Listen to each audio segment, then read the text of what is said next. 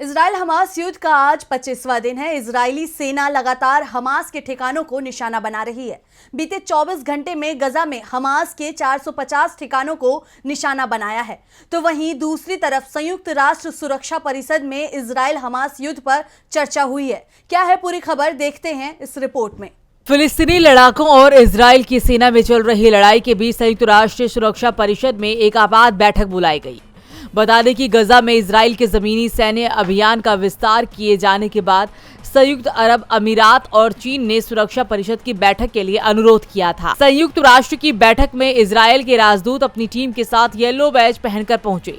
इस दौरान उन्होंने हमास के हमलों का भी जिक्र किया। उन्होंने कहा कि जब तक संयुक्त राष्ट्र के सदस्य हमास के अत्याचारों की निंदा नहीं करेंगे, तब तक वो अपना बैज पहने रहेंगे।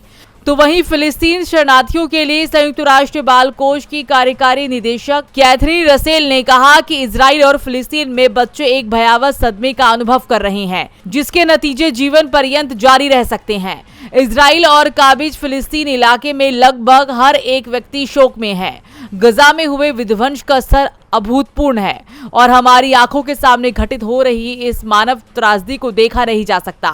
उन्होंने ये भी कहा कि इजराइल ने गजा की आधी आबादी को दक्षिण हिस्से में जाने के लिए कहा, लेकिन इसके बावजूद शरण लेने की कोशिश में बड़ी संख्या में लोग मारे गए। मैंने ये कई बार कहा है और फिर से कहूंगी, गजा में कोई भी स्थान सुरक्षित नहीं है। गौरतलब है कि दोनों देशों के बीच चल रही जंग को 3 हफ्तों से ज्यादा समय हो चुका है, लेकिन इजरायली सेना तमाम देशों की बातों को अनदेखा कर करो या मरो पर आतुर है। डीबी लाइव की रिपोर्ट।